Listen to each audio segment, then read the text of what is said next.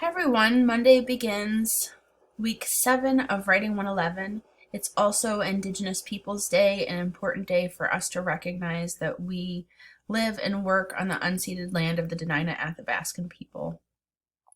This week we're going to continue to explore place, which is an important part of recognizing the history around our city. We're going to continue working on rhetorical analysis, and just like in our last assignment, we'll start with a large group workshop. I've posted that for you here in the large group workshop activity. This week, in terms of reading, in our media, I've included a short chapter on analysis and synthesis. These are two sometimes complicated topics for students to understand, but they're really critical to everything you're doing moving forward. So make sure that you understand analysis and synthesis. You have to do analysis work in your paper, and we'll talk more about it this week. I've also included a link to the APA style guide. Most of you are going to be citing online sources. By the time we read books nowadays, most of them are out of print. So when you're using web page references, this is the URL you want to toggle to.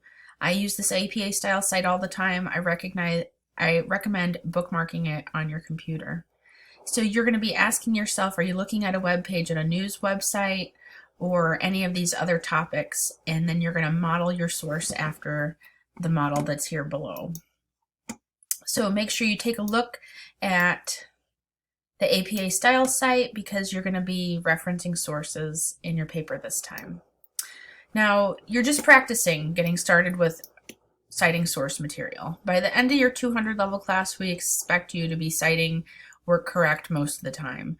In this first assignment, you're going to be practicing. You're going to make some mistakes.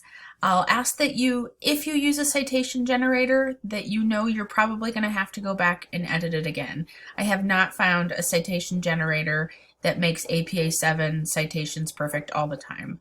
So even if you run it through the library's citation generator, make sure that you compare it to the examples from the APA style site and make sure that you're making the appropriate edits.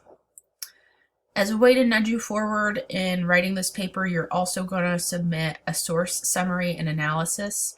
This should not be just something that you've Googled and come up with. I highly recommend that you meet with one of our research librarians. You can easily meet with them by chat, by email. You can go in and talk to them face to face. I do this when I am looking for information for my own lit reviews. I'm a really good researcher, and a research librarian just helped me find sources I never would have been able to find on my own. So I highly recommend you go talk to one of our librarians about your sources of information. This is going to help you start to narrow your topic and to dig in on your research. So these are 2 steps you'll take this week to getting your paper written. Remember, up ahead in week 8, we'll go through a small group workshop and you'll analyze another source of information. In week 9, you'll submit a draft and we'll engage in peer review. And your rhetorical analysis is due in week 10. Take care, everyone. I'll see you back in class as normal on Tuesday.